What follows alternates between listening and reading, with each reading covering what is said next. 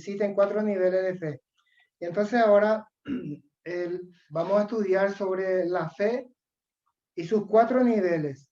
En Hebreo 11:1, en Hebreo 11, anoten, hermano, muchos versículos que son interesantísimos este tema, porque en este tema que vamos a desarrollar, vamos a identificarnos como iglesia en forma particular, qué grado de fe estamos, o sea, en qué grado de fe estamos pisando realmente en la obra del Señor.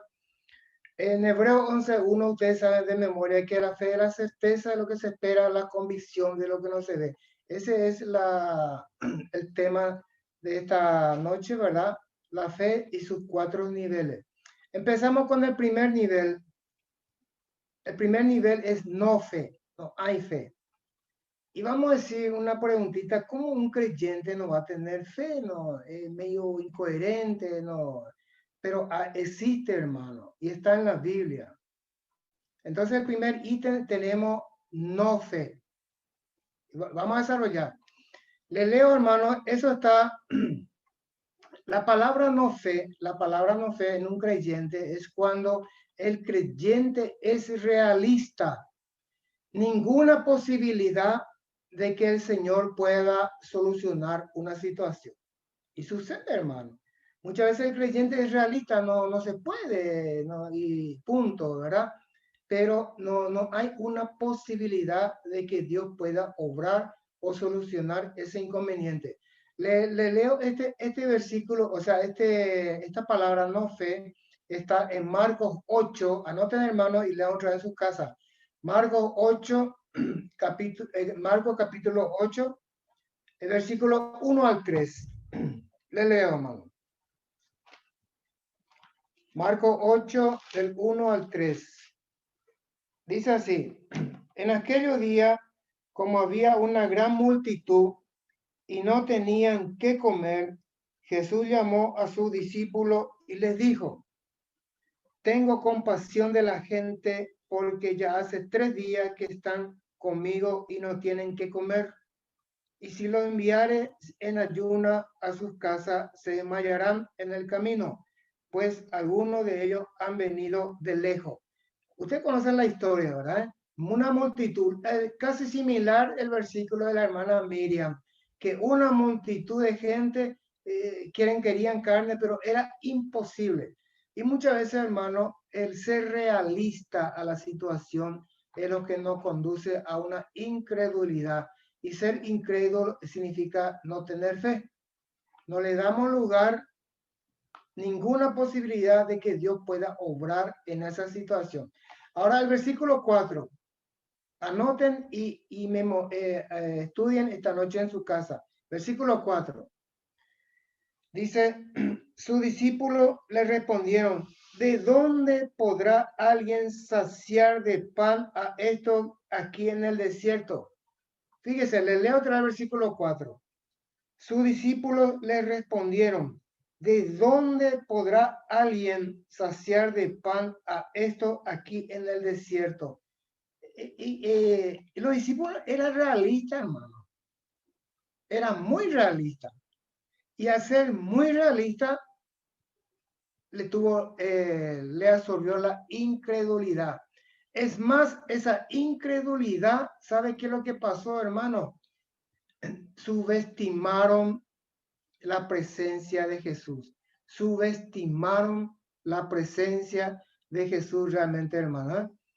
Porque si realmente creían en la persona del Señor Jesús, no hubiesen dicho esto: ¿de dónde vamos a sacar? Fíjese, y fue realista sus discípulos. ¿De dónde van a sacar en el desierto pan para comer a una multitud? Y eran 4,000 personas, hermano. 4,000 personas eran.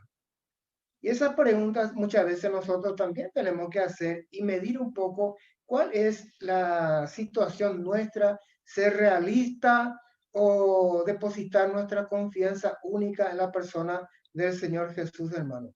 Entonces, analizamos este versículo 4, Marcos 8, versículo 4. Vamos a hacer el análisis.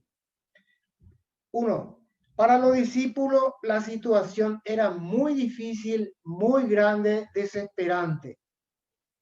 Eran 4,000 personas y no sabían de dónde van a sacar el pan para comer, para darle de comer a estas 4,000 personas. No dimensionaron la presencia de Jesús. En otras palabras, le subestimó, hermano. Era uno más en el montón Jesús para los discípulos.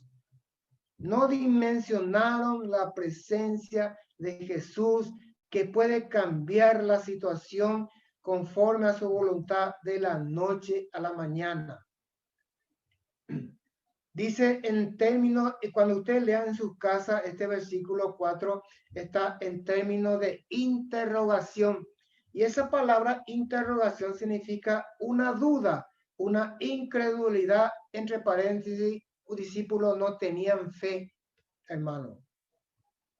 Otro punto, el panorama de los discípulos era ser realista y eran realistas realmente, hermano.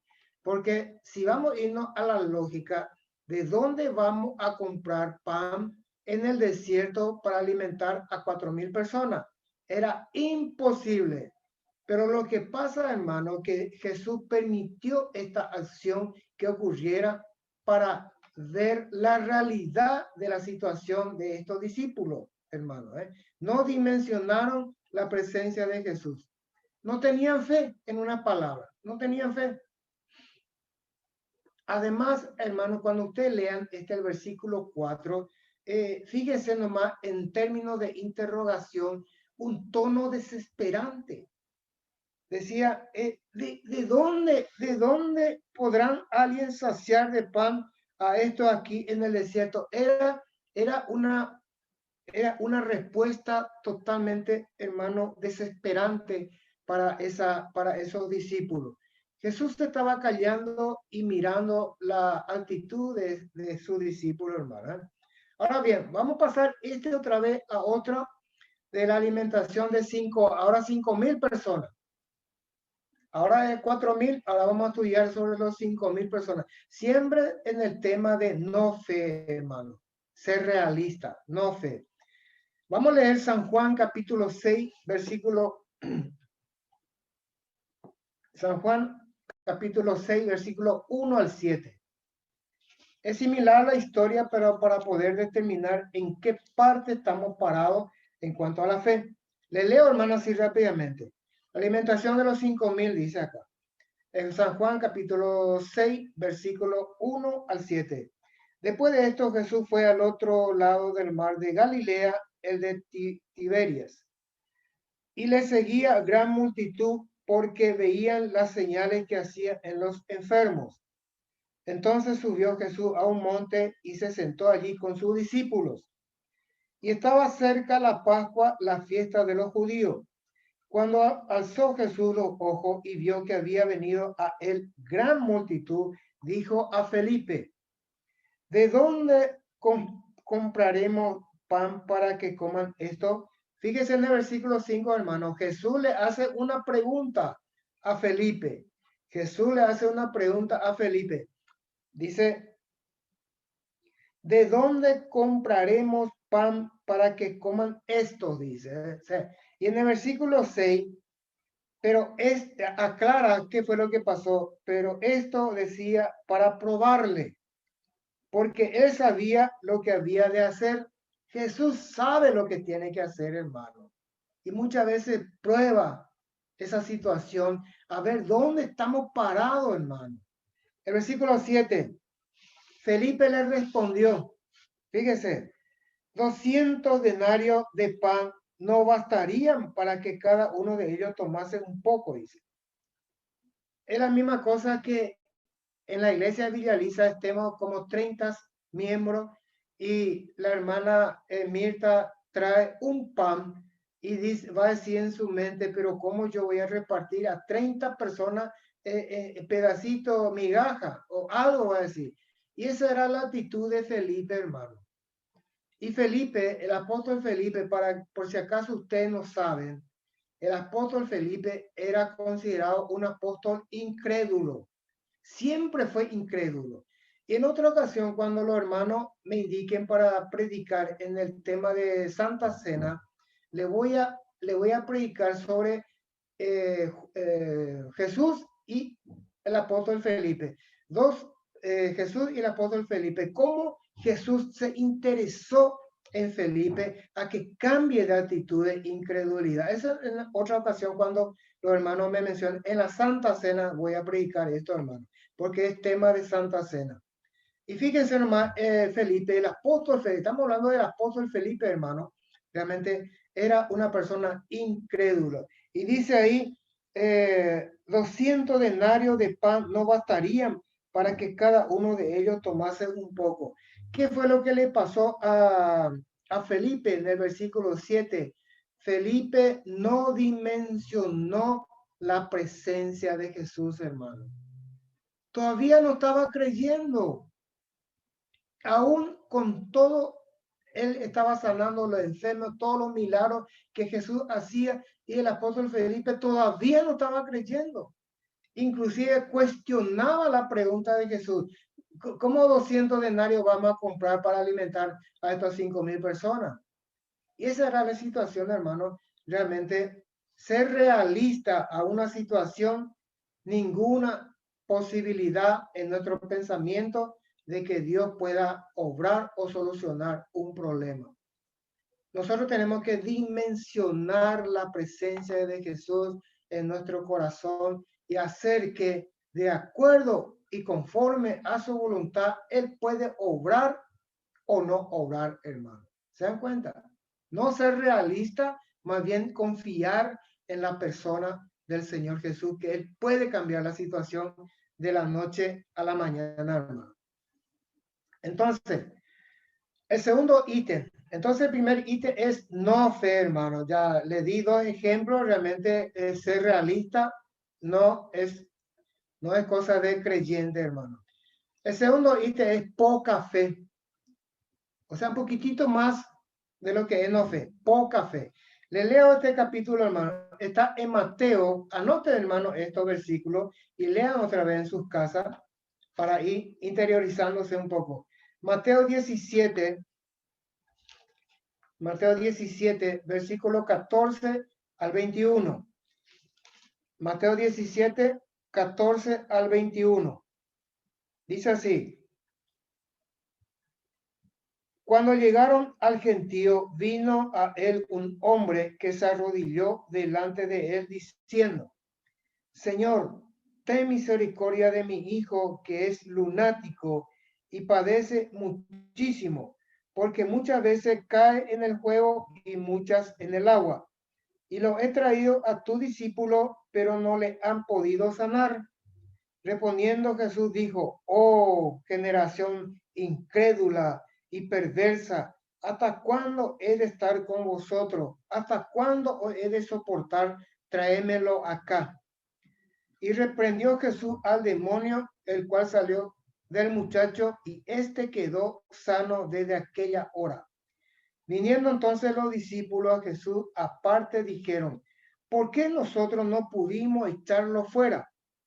Jesús le dijo: por vuestra poca fe. Porque de cierto digo que si tuviereis fe como un grano de mostaza, diréis a este monte: pásate de aquí allá, y se pasará, y nada os será imposible. Pero este género no sale sino con oración y ayuno. ¿Se dan cuenta, hermano? Los discípulos no pudieron echar demonios. ¿Por qué? Porque tuvieron poca fe. Y la palabra poca fe es muchas veces, hermano, cuando la situación adversa supera nuestro pensamiento. Y apenas nuestra oración tiene poco eco cuando nuestro pensamiento está totalmente abatido por la situación que nos aprieta, mano. Por eso que cuando una situación es totalmente superada, hermano, entonces tenemos que clamarle al Señor y decirle realmente que Él nos ayude a levantar esa fe que tenemos que tener en el Señor. Por eso que en Romanos 8:28, aplicando a nuestras vidas, hermano, dice Romanos 8:28, que todas las cosas es para bien del creyente, conforme a su voluntad. Las cosas que nos pasan es por algo nomás, hermano, pero es para bien. ¿Se dan cuenta? Y nosotros tenemos que aplicar eso en nuestra vida. Y muchas veces también nos olvidamos de los beneficios que el Señor nos dio en todo nuestro andar cristiano, hermano, como dice Salmo 103, versículo 1 y 2. Nos olvidamos. La situación crítica absorbe nuestro pensamiento, entonces nuestra oración se hace opaca, nuestra oración se hace leve y no se siente realmente la presencia en ese momento del Señor, hermano. Además, cuando nuestra oración es sin ganas, y hay veces la oración es sin ganas, hermano, sin ganas porque estamos apretados, estamos abatidos por una circunstancia o una situación que totalmente nos complica, hermano. Y muchas veces también tenemos poca fe porque el problema en este caso es mucho más grande que el poder de Dios, hermano. Entonces la oración es opaca, no puede Dios obrar entonces en esa situación. Y por eso es que muchas veces ocurre en una situación difícil, hermano, tenemos poca fe, oramos sin ganas, oramos por orar y entonces la situación se vuelve atrás, hermano. Entonces, en esta situación, cuando tenemos poca fe, oramos sin ganas, no hay motivación en cuanto a la oración, entonces le voy a dar un capítulo, hermano, que está en Daniel 3. Anote este capítulo, hermano. Daniel capítulo 3. Daniel capítulo 3, versículo 17. Daniel capítulo 3, versículo 17. Fíjese, dice así: he aquí nuestro Dios a quien servimos puede librarnos del horno de fuego ardiendo, y de tu mano, oh rey, nos librará. Y si no, sepas, oh rey, que no serviremos a tus dioses, ni tampoco adoraremos la estatua que has levantado. Nabucodonosor levantó una estatua y quiere que todos se arrodillen y le adoren a esa estatua. Pero estos tres hombres respondieron al rey Nabucodonosor y le dice: he aquí que nuestro Dios a quien servimos puede librarnos, dice, del horno de fuego ardiendo, y de tu mano, oh rey, nos librará, hermano. Era una situación desesperante para estos tres jóvenes hermanos realmente, porque ellos no querían adorar a la estatua. Entonces Nabucodonosor se enojó y le quería tirar al horno de fuego. ¿Y sabe qué dice acá estos tres jóvenes? Que el Dios Todopoderoso puede librar de esa situación. Y fíjese en el versículo 17, el 18, dice, y si no, dice, y si no, dice. Y esa palabra, y si no, es cuando la situación es muy difícil, hermano, es cuando nosotros tenemos que ponernos a disposición del Señor. Tenemos que estar sumisos al Señor, que Él haga su voluntad a favor nuestro, hermano. Por eso estos tres jóvenes tuvieron carácter, hermano. Sus vidas entregaron a Dios, hermano. Su vida le entregó a Dios y no obedeció a las órdenes de Nabucodonosor. En una situación difícil, catastrófica, lo peor que a lo mejor está viniendo sobre nosotros, hermanos, tengamos carácter, firmeza, sabiendo bien que Dios puede obrar en nosotros, y también si la cosa es negativa, entonces entregar la situación al Señor y que Él disponga de nuestro destino, digamos, hermano. Entonces, sumisión total al Señor, como hizo estos tres jóvenes. Ahora el tercer ítem, hermano, es mucha fe. Tenemos no fe, poca fe, y ahora es mucha fe. Le leo, hermano, está en Lucas 6, versículo 6 al 10. Lucas 6, versículo 6 al 10. Dice así: aconteció también en otro día de reposo que él entró en la sinagoga y enseñaba, y estaba allí un hombre que tenía seca la mano derecha, y le acechaban los escribas y los fariseos para ver si en el día de reposo lo sanaría, a fin de hallar de qué acusarle. Mas él conocía los pensamientos de ellos y dijo al hombre que tenía la mano seca, levántate y ponte en medio. Y él, levantándose, se puso en pie.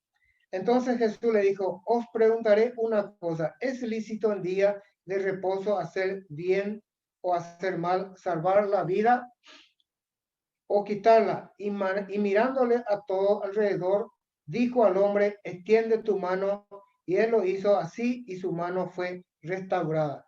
Era una situación complicada para esta persona que tenía la mano seca, hermano. Era una situación complicada. Le digo por qué era complicado, hermano, porque él estaba en medio de mucha gente, como dice el versículo 6. Jesús le dice que se levante y que se ponga en medio. Y lo hizo, hermano. El hombre no le importó la gente. Y fijó, este hombre no le importó esa mucha gente. Fijó su mirada directamente en la persona del Señor Jesús, hermano. Una obediencia total a Jesús. Una sumisión total en la persona del Señor Jesús. Fijó su mirada en la persona de Jesús. ¿Sabe por qué fijó su mirada? Porque él estaba seguro con quién estaba hablando. Él estaba seguro de que Jesús lo sanaría, hermano. Él estaba seguro que su corazón estaba en la persona del Señor Jesús, hermano. Y ese es tener mucha fe, hermano. Ese es un ejemplo de este hombre que extendió su mano y el Señor le sanó, porque en el corazón de esa persona realmente estaba una fe extrañable, impecable, hermano, en la persona del Señor Jesús. Porque Jesús solamente mira nuestro corazón, el corazón de esa persona realmente estaba realmente una pura fe, mucha fe en la persona del Señor Jesús. Y ahí es donde el Señor obra, hermano. Muy bien. El cuarto ítem, el último, hermano, es una fe desbordada.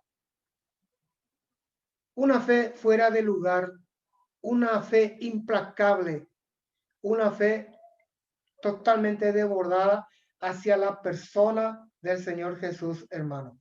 Vamos a leer Lucas 18. Lucas 18, versículo 35 al 42. Dice así, aconteció que acercándose Jesús a Jericó, un ciego estaba sentado junto al camino mendigando. Y al oír a la multitud que pasaba, preguntó qué era aquello, y le dijeron que pasaba Jesús Nazareno. Entonces dio voces diciendo, Jesús, hijo de David, ten misericordia de mí. Y los que iban delante le reprendían para que callase, pero él clamaba mucho más, hijo de David, ten misericordia de mí. Jesús entonces, deteniéndose, mandó traerle a su presencia, y cuando llegó, le preguntó, diciendo, ¿qué quieres que te haga? Y él dijo, Señor, que reciba la vista. Jesús le dijo, recíbela, tu fe te ha salvado. Hermano, esta es una linda historia, un hecho verídico que está en la Biblia. Y podemos hacer pequeños análisis de este ciego, hermano. En el versículo 38, entonces dio voces, o sea que la palabra dio voces significa gritó, hermano, gritó él. Dice, hijo de David, Jesús, hijo de David, ten misericordia de mí, dice. O sea, gritó, hermano, estaba clamando a Jesús, ten misericordia de mí. Imitemos, hermano, a este ciego, de clamarle al Señor, gritarle al Señor, ten misericordia de nosotros. En el versículo 39, ¿sabe qué es lo que pasó ahí, hermano? Versículo 39. Y los que iban delante le reprendían para que callase. O sea, la gente, hermano, le decía, cállate, cállate, no tenés por qué decir, vos sos un ciego, vos sos esto, vos sos aquello. Y saben que este ciego sabe qué es lo que hizo, pero él clamaba mucho más, o sea, él gritaba mucho más, pedía mucho más, hermano, que le pedía a Jesús que tenga misericordia. Una actitud entrañable, hermano, una actitud de búsqueda implacable al Señor, de decirle, ten misericordia de nosotros, ten misericordia de esa gente que está enfermo en los hospitales, ten misericordia de este mundo plagado de esta epidemia, ten misericordia, Jesús, de la iglesia Villa Alicia, que sigamos creciendo en calidad, en número, en conocimiento, en todas las áreas que sigamos creciendo, que muchas familias realmente estén contentos, gozosos en tu presencia. Hay muchas cosas que tenemos que clamarle a diario, hermano. No que alguien te haga callar y nos callamos, sino que clamemos todos los días, hermano, puntualmente por esta situación de pandemia que está atravesando el país y el mundo entero. Hoy he visto en el diario, hermano, 10.000 muertes. Ustedes saben que 10.000 muertes, hermano, de esta pandemia. Catastrófico, y dice el título, catastrófico para el gobierno de Marito. Y muchas veces, hermano, ocurre por falta de oración, hermano, por no tener esta actitud de este ciego realmente que gritaba al Señor que ten misericordia a nosotros. En esta noche, hermano, quiero que la iglesia de Villa Alicia, de madrugada o la hora que usted quiera, clamemos, pero con mucho fervor por esta pandemia, hermano. Hay muchos enfermos en los hospitales. Ustedes no se imaginan o no pueden dimensionar que son 10.000 personas, pero es una catastrófico, hermano. Esto ya es el colmo que hemos llegado, hermano, y muchas veces por falta de una oración impecable al Señor, de gritarle al Señor que tenga misericordia puntualmente del Paraguay y de todos los países del mundo, hermano. Además, en el versículo 40, sorprendente, hermano, que tenemos que imitar a este ciego. Este ciego, la gente le dice, cállate, no, vos no podías hablar, vos sos un ciego. ¿Y sabe qué hizo este ciego? Gritó más, clamó más, hermano. Y en el versículo 40, cuando usted haga su análisis, hermano, en el versículo 40, Jesús estaba caminando y escuchaba de atrás todo lo que este hombre estaba gritando, clamando, Jesús, ten misericordia de mí. Y Jesús se iba caminando. Y en el versículo 40 se detiene Jesús. Se detiene Jesús, hermano. Nosotros con nuestra oración también podemos detenerle a Jesús y clamarle, hermano, realmente por esta pandemia. Este ciego lo detuvo a Jesús porque estaba caminando. Dice el versículo 40, Jesús entonces deteniéndose. ¿Por qué dice deteniéndose? Porque él estaba caminando y estaba escuchando hacia atrás el clamor de este ciego, hermano. Y en el versículo 40 dice, mandó traerle a su presencia y cuando llegó le preguntó, ¿qué quieres que te haga, hermano? Es la misma cosa que Dios puede preguntar a nosotros. Oh, Villa Alicia, ¿qué quieres que le haga? Pero debe ser con un clamor de una oración totalmente, hermano, exagerada, desbordada, un clamor impecable realmente, hermano, hacia la persona del Señor Jesús, porque el Señor puede cambiar la situación de la noche a la mañana. Muchos enfermos puede ser que en esta noche mismo hayan sanado de este virus. Muchos enfermos que en esta noche del borde de la muerte van a pasar caminando otra vez, hermano, pero depende mucho de nuestra oración, que lo hagamos con fervor y en sinceridad también, hermano. Entonces, conclusión. Vamos a leer Mateo 7, versículos 7 y 8. Este es un versículo que todos conocen de memoria, hermano, pero hay un trasfondo fundamental, hermano. Mateo 7, versículos 7 y 8. Pedid y se os dará, buscad y hallaréis, llamad y se os abrirá. Porque todo aquel que pide, recibe, y el que busca, halla, y el que llama, se le abrirá, hermano. La conclusión de esto, hermano de Villaliza, en esta noche, cada uno en sus casas particulares, me gustaría que oremos en forma exagerada, en forma contundente, en forma de sinceridad, clamando al Señor misericordia por nuestro país, por esos enfermos que están mendigando por su vida, hermano. Por esos enfermos que están realmente al borde de la muerte.